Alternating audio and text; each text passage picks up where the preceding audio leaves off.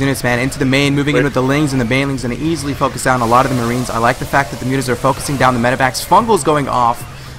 Huge victory again for Targa. Cass still ahead in supply, going to go ahead and even like throw down 3 command centers here in the front, but Cass meanwhile is going to go ahead and be aggressive himself, moving to the frontal expansion of Targa, even going to go into the 4th. So both players very, very map aware, moving into the main, moving into the bottom right, just trying to attack into each other's base, completely denying expansions. But Cass has a little bit of an advantage right now. Yeah. But I don't think it's going to be possible. He's running the infestors to meet their deaths to the tanks, and I mean he cleaned up the tanks, but there's still these Thors here to contend with, and there's nothing on the ground for Targa right now. A few Lings, you know, stream in.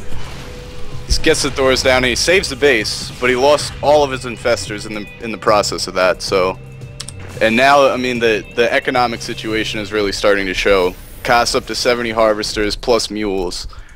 Yeah. Ton of starports over here, throwing down tech labs. What's in store? Vikings, man, and medevacs. That's pretty much what we're going to be seeing here from Cass. And look in the center. He just I'm thinking it might be Ravens, man. You think so? He was playing with Ravens in TBT earlier, so I mean I think he might be bringing some of that in. There's tech labs on the yeah, that's actually a really good point. I didn't catch the tech labs. You might be right. I think it might be Ravens. And given his advantage so far, I wouldn't be surprised if he just tech straight to Ravens. And if you look in the center, look at these command centers, man. Yeah, he loves his command centers. He's just spamming command centers, even if he wants to just completely get rid of the SCVs and just spend the minerals on units. I wouldn't blame him at this point. Way ahead in supply, 188 to 119. Now Targa, he has the bottom right taken again. Going to try to expand in that front position once again. Fungals on the Marines, beautiful fungal there by Targa, but Cass definitely looking to be in kind of a victorious position right now. Yep, he's dropping the main right now with more tanks again, and once again Targa is kind of out of position to deal with this. Yeah, a few transfuses on the hatcheries, but I mean there's just nothing here. There's an Ultralisk and a few mutas, but okay, some Lings pop now, so he should be able to clean this up. But he lost his macro hatch, and I mean I don't know. It's looking grim. Here comes the rest of the army at this point. Yeah, this might just be it right now from Targa. I mean, the fact that Cass is being super smart, knowing when to drop, knowing where to drop too, that is just a lot of Marines and tanks. Targa kind of down to 104 supply. What is he making the production tab? 3 Ultras, 20 Lings, even going to focus on the Hive. And that's pretty much going to be the first game. Game number 1 going to go to EmpireKas. Very well done by the European Terran, man. And that's only game number 1. Yeah, definitely. I mean, I'm a little bit disappointed we didn't get to see what was in store with those Ravens, but you know that was just extremely well played by Cass. The huge macro, the always finding the places when Targa was out of position and doing damage when he could, keeping Targa, you know, on a low drone count, keeping the pressure up. That was excellent play out of Cass. Yeah, completely agree. And let's go ahead and you have the map pool question coming out from Targa. Let me see. Is there any way you might be able to provide him with the map pool real quickly? Yeah. You could play that poker strategy video in the meantime. Let me see if I have it. I don't think I have it, but let me check. Here, I'll send it over Skype. So yeah, guys. Anyway, game number 1 goes to Cass. And we're going to go ahead and get the map choice right now from Targa. This is a best of 9. Let me go ahead and look at the chat. I think we're also having a contest going on. So we're having a giveaway during the stream. So we'll be back. We're going to have like a 1 lucky viewer. You're going to win a SteelSeries Diablo 3 mouse. And all you need to do pretty much is just tweet why you want to win the mouse. Pretty simple, guys. So if you want to have a pretty sick mouse, SteelSeries is a very, very good company. Sort of like Razer, as well as a lot of other, you know, hardware companies. Definitely a mouse you want to check out. So just tweet at I think you have to hashtag MFTV. Yes, indeed. You're pretty much going to be entered for that. Pretty simple. Yep. I mean, definitely worth it for you guys at home. All you got to do is just send a tweet, and you have a chance to win a mouse. I think that's pretty awesome. Yeah. It's a SteelSeries Sensei, I believe. So very nice mouse there. Steel Series makes great products. Once again, special thanks to PokerStrategy.com for sponsoring this event. And thanks for watching, everybody. All right, let me go ahead and play that video. Hopefully I can get it right. I have like 50 tabs open on my computer, but we'll get it working.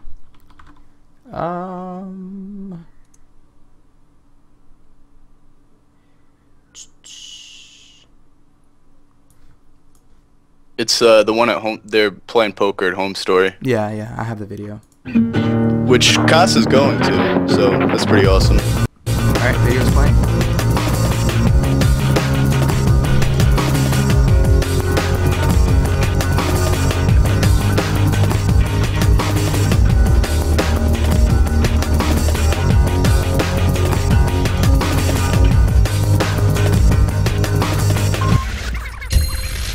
PokerStrategy.com. Learn to win. Alright guys, that was of course the sponsor of the Showmatch, Poker Strategy. Definitely check them out. PokerStrategy.com, as they just said. And we're getting into the next match, game number 2. It is of course TarGA's map choice. It's going to be GSL Belshire Beach. And I mean, that's kind of interesting that he chose Belshire Beach this quickly. It shows perhaps maybe a little bit of uneasiness out of TarGA, because I feel like you'd want to save this map for, you know, later in the series, but TarGA's the pro, not me, I guess. So yeah, man, there's a lot of good Zerg maps out there. This is definitely one of them. So, oh, without a doubt. Definitely not surprised he chose this early on. You don't want to be down 2 games to Kas so early on in the best of 9, but very good point. Let's go ahead and see if he can make this happen. Welcome guys to game number 2 as I get the overlay going, and go ahead and introduce the players. Down here in the bottom right, we have Mindfreaks TarGA as the blue Zerg, and up here in the upper left, we have EmpireKas with the green Terran. Yeah, here man. on Belshire Beach. TVZ on Belshire Beach. Let's go ahead and talk a little bit about the map in terms of expansion. So, natural expansion, very, very easy to take. Pretty close to your main, I would say. Third expansion, also pretty easy to take, I would say. But the hard part about this map that we say favors Zerg so much is it's a huge map. I mean, Mutalisk play can be so good. You know, expansions are very easy for Zergs to take. If you kind of look at the way the map's designed, the natural, the third, as well as the fourth are relatively close to each other, so it's not super hard to defend. Now, if there's any kind of siege tanks positioning in this location, any kind of marine Hellion pushes, it can be hard to go ahead and move from the main to that fourth. But overall, you know, it's a big map, and that's kind of the benefit and what you want to have as a Zerg player is you want to have enough space to kind of develop your tech, get your economy going, and overall run your opponent off. But let's go. Let's talk also about the opening. Let's talk about this Rax from Kas, man. Look at where he put that barracks. Oh yeah, and this is the type of thing that Kas just likes to do. I mean, it's clearly a psych out move, but you know, it's gonna psych TarGA out. He comes in here, he sees nothing, and you know what he's thinking is probably a double 2 Rax proxy. So it's got TarGA on his toes a little bit. But of course, we all know as observers that Kas is just up to his old shenanigans, and he's probably just going for a 1 Rax expand. Yeah. But he wants TarGA to be on his toes here. Yeah. And on a map like this, I think this is kind of the type of things that you need to do as a Terran. Oh, and you know what? TarGA's gonna find it. Detective drone over here, and that's awesome for TarGA, because now he feels 100% safe. He sees everything that Kas is up to yet again, and you know, he's free to open how he wants. Yeah, I mean, it's huge that he scouted it. And something else you can even do is if you send the drone into the mineral line, some players even count how many SCVs are mining. And that kind of can give you a little bit of a clue in terms of if your player is 2 Raxing or if he's just going for a 1 Rax expand. TarGA sees everything. He sees the barracks. He even sees the command center. So he knows he's not playing any kind against any kind of 2 Rax early on. Meanwhile, in the base of TarGA, we do see that he in fact opened up hatch first once again, spawning pool almost nearing completion, and grabbing a gas. So this is a very similar opening compared to the previous game. Gonna go ahead and get metabolic boost very quickly, give himself the map control. And now Kas getting a very quick 2 gas. What do you think this is going to signify? You know what? That's definitely interesting, because maybe it's a similar build to last time, except for maybe with Banshees. But I feel like it's got to be something else. Maybe mech. I honestly have no clue. It's interesting to see this. Yeah, I wouldn't be surprised if he opens up Banshee again. I mean, generally you want to have, you know, if you're getting Reactor Hellions, one gas should be enough. If you're getting two gases, maybe you're going to go into Banshees, maybe even double port Banshees if he's getting gas. This early, we're even going to have to wait and see. But there is the factory on its way from Cass. And Command Center nearing completion. Bunker is up. And in the base of Targa, there is a Roach Warren. So definitely going to be seeing a lot of aggression here from the Zerg player. Going to move into the natural very soon with a lot of Lings and Roaches. And might just straight up kill Cass. But we're just going to have to wait and see if one Bunker is going to be enough here for the Terran. Yeah, I definitely like this move to go with the early Roaches here. I think that's kind of, you know, one of the ways to kill Cass. And you know what? We actually see two factories, so it's probably going to be mech, or at least a lot of mech units early on here. We see the reactor, so it's going to be Hellions, and he might go with Blue Flame Hellions as well. And if he decides to go that route instead of quick tanks, then he's going to be in a lot of trouble when these Roaches pop. 9 Roaches on the way. Yeah, there it comes, man. You pretty much just said it. A lot of Roaches are in production, and Targa is not even making units. Just 5 additional Roaches, 6 additional Lings. In fact, going to be very aggressive. Might just want to even win the game with this. Oh yeah, it's definitely looking like that. and you know what Cass has? He doesn't really have a lot. He has the bunker with 3 Marines. It's not going to be enough. He is getting his double factory, and I think this is going to be Blue Flame Hellions here from Cass. We're going to have to see if he squeezes out a tank or not. And, I mean, by the gas count, it looks like it might be a tank. He needs a tank right now to deal with these Roaches. He can't make more Hellions. Yeah. It's more Hellions, so here we go. Roach is going up to the bunker here, shooting at the bunker. They might go right past that, or he's actually just going to kill it. I like that choice. I think that's it, man. Yeah, it very well could be. One bunker goes down, and it's killing SCVs. Cass all the way down to 33 supply. Pretty sick opening from Targa. You see this a lot, and caught Cass out of position. He just calls GG. So game number 2 is going to go to Targa, and now we are tied 1-1 in this best of 9 series. Man, that was a quick one. That was a very quick game indeed.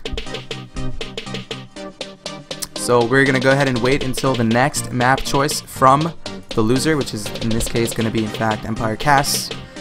Welcome guys to the MindFreak show match. My name is Promise. Co-casting with me is Sporadic. There we go.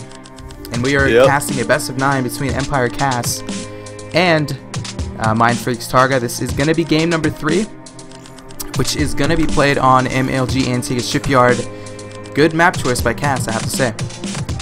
Oh, without a doubt, it's a great map for Terran. It's really hard to secure a 4th on this map, and it's really easy to drop as Terran. And once you get onto that high ground pod in the middle there with the Xel'Naga, it's very difficult to break that as a Zerg player with all the tanks. So I think we're going to be seeing a relatively straight up macro game at Kas here, because if it goes into the longer game, then Targa's going to have a lot of problems. Yeah. So we're going to have to see if Targa has anything, prepared, especially for this map, because I mean I know as a Zerg player I have difficulties here, but let's go ahead and introduce the players. Yep, in the bottom right position we are going to have the red Terran player from the team Empire, of course a European based team. We have EmpireKas, and if we look in the upper left position of Antigua Shipyard, we do have the blue Zerg MindFreak's Targa, and 1-1 man. And I just want to talk well, actually, you can tell me. Tell me exactly why you think this map is good for Terran. I mean, I know it's of course some kind of positional units or positional places that you can go ahead and siege up in. High cliffs, of course, are very annoying to deal with as a Zerg. But what struggles do you have in this matchup on this map? Well, for one, it's relatively easy for the Terran to secure their own 3rd, and once they have that, it's relatively difficult to break as a Zerg, because the siege tank positioning, that once they get that tank line, up along the 3rd up here where the destructible rocks are, if you don't break those rocks down early, they're not going to go down, because they'll always have tanks up there, and then they can choke off at this choke outside of their natural and 3rd later on in the game, and just set up lots of tanks and all that, some bunkers, and then when they want to secure a 4th, all they have to do is push out to the middle, and then move their tanks with it up onto this high ground where the Xel'Naga is. And once they do that, it's very difficult to break that without Broodlords or some sort of you know, stroke of luck almost with either, you know, if it's burrowed infestors moving in before the lings, and you kind of almost have to go ling ultra here because you can't really support broodlords off a 3 base, and it's very, very easy for the Terran to stop your 4th from going up. So